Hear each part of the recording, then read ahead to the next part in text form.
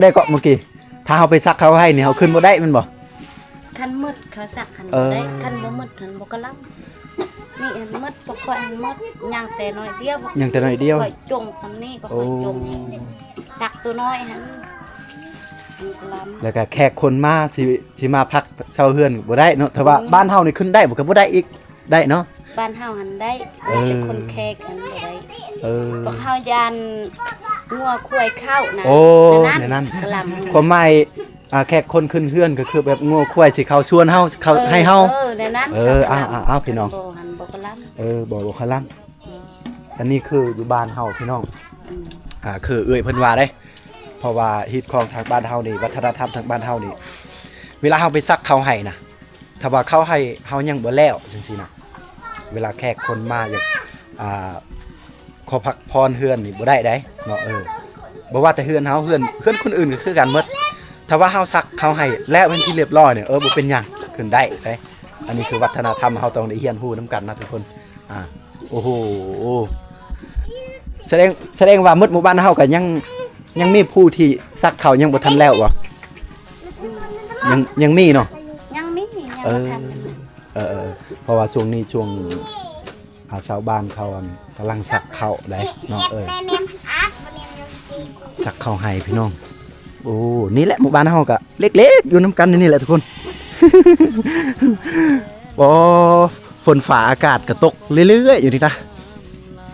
ตกตลอด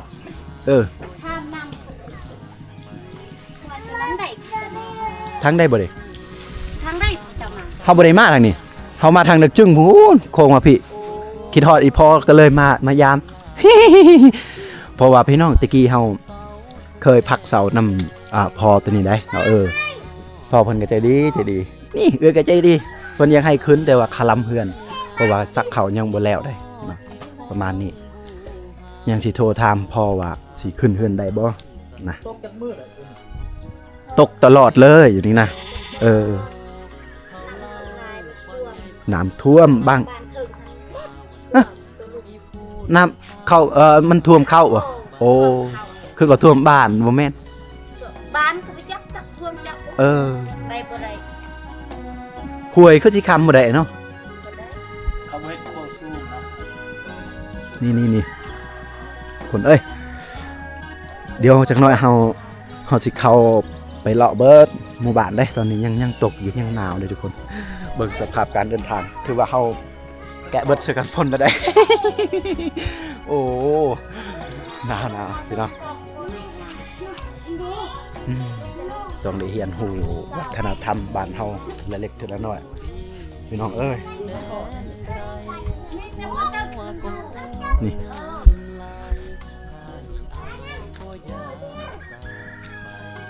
หนาวแห้งพี่น้องอันนี้คือช่วงประมาณจักโมงบ่เด้ถ้าบ่แม่น3 กับ 2 โมงแต่ว่าฝนตกตลอดเขตนี้ตกตลอดเป็นอากาศที่ว่าหนาวที่สุดเลยก็ว่าได้อยากให้คือปัก2พุ่นแหละปั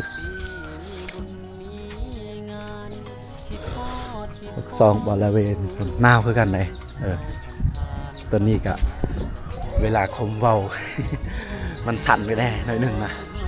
สั่นหนาวมีอย่างทุกคนโอ้ใช่เลยเด็กหน่อยเมื่อกี้เคยเห็น เอ้าเด็กหน่อยพบเลยเมื่อกี้เราเห็นอยู่นี่ได้เด็กครับตัวนี้เป็นยักษ์อันนี้ไม่ยักษ์อันนี้ล่ะตัวอ้นบ่นี่ฮะตัวจุกตะบ้องอันนี้ไม่ยักษ์อันนี้นี่ว่าเพิ่งแมงเพิ่งโอ้คือคักเถอะล่ะวันนี้เป็นบอลที่เขาล้างถ้วยล้างจานนี่ส่วนครัวเพื่อนได้เนาะส่วนหัวโอ้สบายดิ ไม่ยั้งอ่ะนี่แมงเพิ่งบ่ขี้สูดเลยฮะขี้สูดโอ้คิดว่าเขาเลี้ยงเพิ่งยังมีบ่มีค่ะได้แล้วขี้สูดนี่คือน้อยๆนะพี่น้องเพิ่นเลี้ยงเนาะแม่เลี้ยงคนอย่างเลี้ยงมันเป็นเองนั่นน่ะมันเป็นเองมันมาเข้าเองเนาะ แม่เห็นอยู่ ปลา เห็นอยู่ปลาแล้วก็ตัดเอาเมื่อ แม่ โอ้เลี้ยงได้จักเดือนเลยนี่ จักเดือนสี่พุ่น เดือนสี่โอ้มันก็มีน้ำคือกันเนาะตัวนี้เนาะขี้สูตรเนาะโอ้ทุกคนมันมีน้ำคล้ายๆคือน้ำเพิ่งนั่นแหละขี้สูตรเพิ่นเห็นมาแต่ปลาพุ่นแล้วก็เพิ่นตัดเนาะตัดแล้วก็เอามาเกาะไว้สิบัดแล้วเฮาสิเอาน้ำมันก็ง่ายเด้เพราะว่าเพิ่นผ่าเครื่องแล้วนี่ เพราะว่าตัวคันเห็นหัวมันอยู่ดินนี่ฉะนั้นเพราะว่ามันเป็นหญ้า เป็นยาโอ้ถ้าเป็นหูอยู่ดินนั่นเป็นยาได้พี่น้องเป็นยาดีอีหยังเกาะ เล็กน้อย เอา เอาพอได้เฮียนหูได้บางทีเฮาเห็นนี่เอามาใส่ยาบางทียาดีเจ็บแอวเจ็บอีหยังเนาะดีเจ็บกระเพาะอีหยังเนาะเออซักเขาให้หมดแล้วว่าทางเฮานี่ทางบ้านเฮาบ่ได้เฮ็ดสวนคาเฟ่บ่เฮ็ดคือกันเนาะสวนน้อยอ้ายเพิ่นไปไสบ่ได้อยู่เฮือนบ่อยู่เฮือนนี่อ้าว บ่มีหยังมาลิ้นมาถ่ายคลิปมาลิ้นมานอนเฮือนพ่อสาวแต่ว่าเพิ่นยังบ่ทันได้มาเพิ่นยังอยู่ให้ลูกเพิ่นเฮือนเอื้อยนี่แหละว่าสิขึ้นเฮือนเดี๋ยวเพิ่นกำลังชักเข้าให้ยังบ่แล้ว ยังโทรหาพ่อว่าขึ้นได้เอ้ยอย่างนั้นมาถ่ายคลิปมาลง YouTube ลง TikTok จังได้สิได้เงินหลายดอก บ่นะบ่หลายนะ เครื่องก็มีเด้มาขายเล็กๆน้อยๆพอได้ใช้น้ำมันเครื่องเสื้อผ้าแล้วก็ส่งผู้ใหญ่แล้วส่งเสื้อหยังก็กันหนาวเฮาบ่ได้ขายดอกเราเอามาขาย ว่าบ่สุดทุกคนทางนี้เป็นส่วนของเพิ่นนะโอ้ผักนี่สะอ้อนนี่เนาะหอมลาบนี่ได้ปลาได้ชีนได้อีหยังมาลาบสบายเนาะ เฮ็ดก้อยนี่มีผักแล้วโอ้มีหอมบัวน้ำได้แล้วก็มีหัวสีไข่อ้าวนี่พี่น้องป้าคักสบายเนาะอันนี้แหละเขาเอิ้นว่าพ่อเพียงเนาะใส่เนาะถ้าได้ปลาได้อีหยังได้เนื้อก็เฮ็ดกินแซ่บสบายได้ทางนี้นะผักเพิ่นปลูกนี่แล้วก็มีต้นขนุนนำบ่มักมีคมมักลืมตลอดเลยทุกคนอันนี้ขนุนเขามักของขนุน เนาะโอ้เป็นมากแล้วใกล้จะได้กินแล้วเนาะมากนี่เนาะใกล้จะได้กินแล้วเนาะกิน2 หน่วยแล้วโอ้เพิ่นได้กินแล้วขนุนนี่ปลูกเองได้เนาะนี่สวนเพิ่นโอ้สุดยอดเฮ็ดลายบ่ให้ปีนี้เฮ็ดลายบ่ลายประมาณจักเฮกตาร์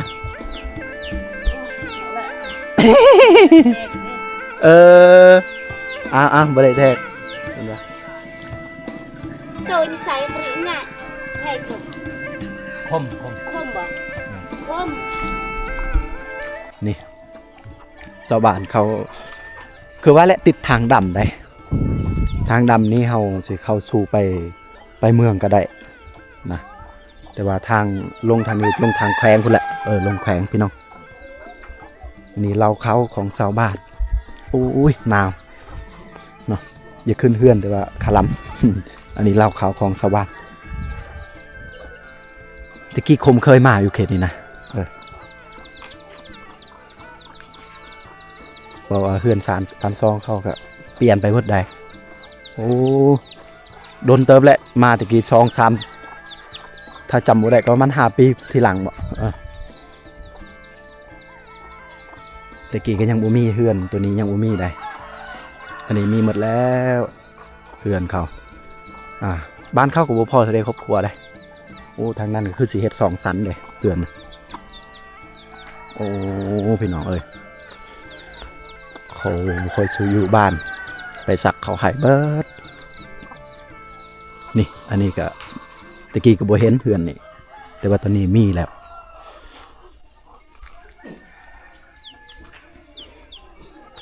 ตอนคมมาตะกี้ก็มักใส่ห้องน้ำตัวนี้ได้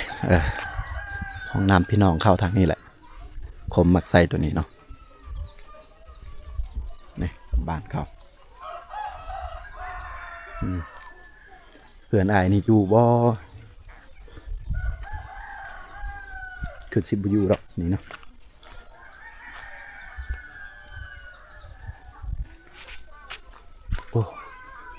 ตัวนี้เพื่อนหลังนี้กำลังเฮ็ดใหม่อ๋อเขามีเงินมีคำแท้ทางนี้นะ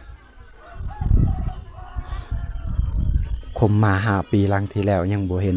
อีหยังเพื่อนหลังนี้ก็ยังบ่เห็นเพื่อนหลังนี้เห็นกระเต็กบ่เห็น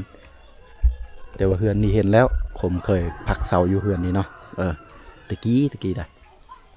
นี่หมักม่วงเพิ่นโอ้ยสะดวกสบายเนาะมีหมักม่วงโอ้ยจงเป็นรกแท้เต็มมัดหมากมันโอ้เพิ่นต่อพี่น้องเพิ่นเฮ็ดกิ่งมันเนาะต่อเอาโอ้เฮ็ดเป็นอยู่พวกนี้นะหมากดกเลยหมากพวงนี่โอ้โธ่มีหมากซิดาหมากยังดิหมากฝรั่งบ่เขาเอิ้นภาษาไทยเฮาเนาะมีหมากซิดาบอดอาบน้ำอยู่นี่ของชาวบ้านบ้านเขาก็บ่หลายเลยมีแต่เล็กๆดิมีอีกโซนหนึ่งขึ้นทางก็มีอีกบ้านเขาอยู่พูนบอนเมฆขาวๆพุ่นน้ำหมอกขาวๆพุ่นพี่น้องแต่คนละบ้านได้ทางพุ่นจะเป็นบ้านดากดุงเขาห้องเลย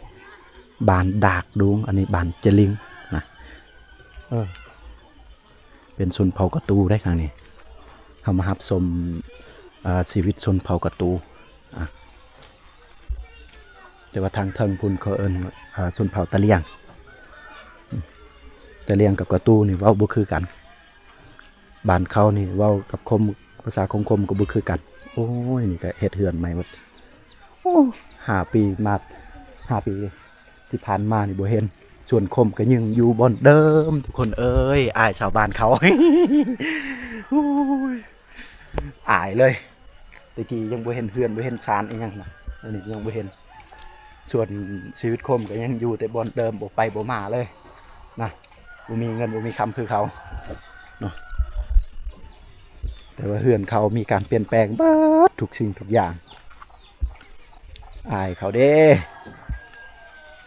คือเขาว่าแหละสักวันมันต้องเป็นของเขาเอาพี่น้องทางนี้ก็มีชวนเขาเล็กๆน้อยๆนะนี่เห็นบ่เขาปลูกหมากหมากแตงหมากอะไรยังโอ้ไก่เลี้ยงลูก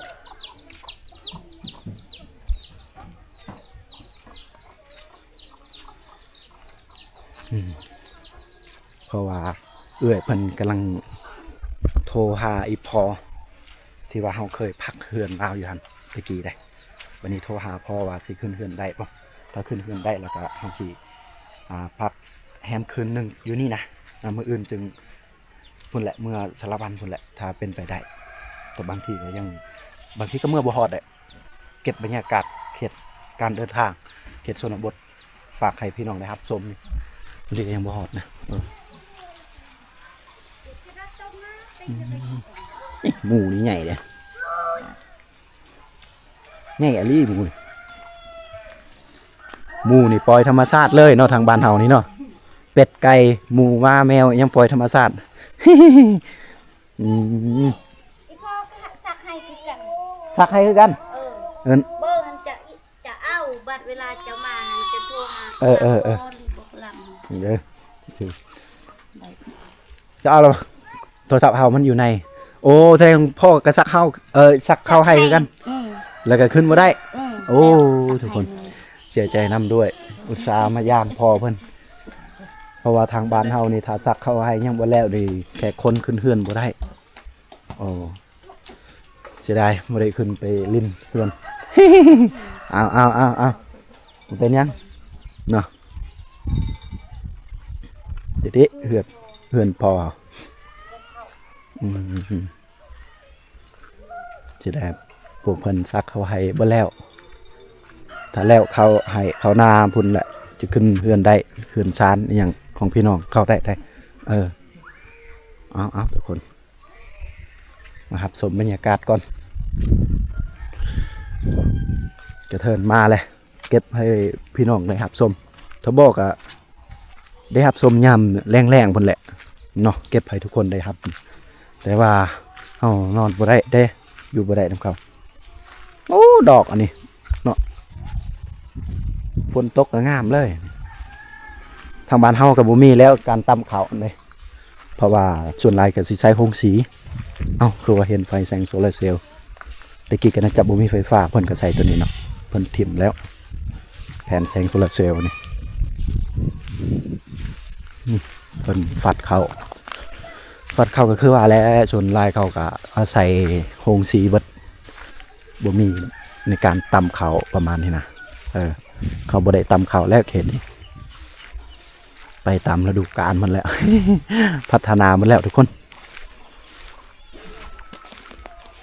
มีแต่บ้านโคมมันแหละเฮือนโคมมันแหละยังอยู่บอนเก่าบ้านเดิม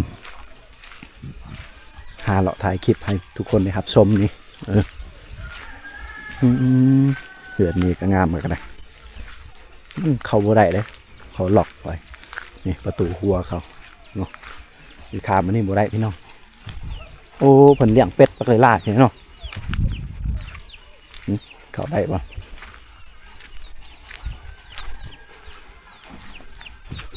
เป็ดเพิ่นเคยลายปล่อยธรรมชาติเลยสุดยอดลายนะเป็ดเพิ่นเป็ดดำมันนะเป็ดอีหยังเขาเอิ้น บูกันได้นี่ชวนเพิ่นเมื่อกี้นี่ชวนมาคือเนาะทุกคนชวนเพิ่นเต็มแต่มักแตงไอ้ยังก็ได้พอได้เก็บ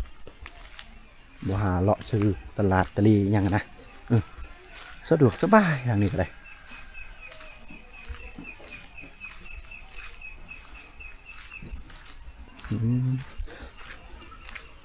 นี่พัฒนาหมดแหละเรือนเขาโอ้สักวันมันต้องเป็นของเฮาคือกันได้ทุกคนเขาได้เอาก็ต้องได้อนาคตมันแหละแสดงว่าเขตนี้เขาเฮ็ดทั้ง2อย่างปลูกเขาแน่ซักเขาให้แน่แล้วก็เขานาแน่เขามีรถไถบ่เขาสิเกี่ยมไปไถนาเนาะหรือว่าบางครอบครัวก็สิเฮ็ดนาเนาะบางครอบครัวก็เฮ็ดให้คิดว่าอันนี้ผมคิดว่า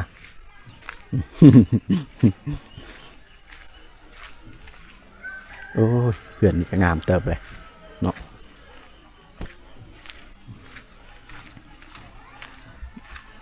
กวางอลีบานเขา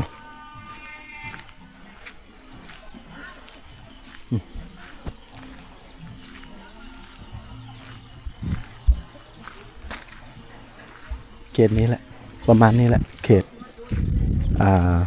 ชนบทในชนเผ่ากระตูบางครอบครัวก็หังมีบางครอบครัวก็พอมีใส่เนาะทุกคนเนาะ มี FC คนหนึ่งที่คอมเมนต์2 คมว่าคมคือบ่ไปสัมผัสเขา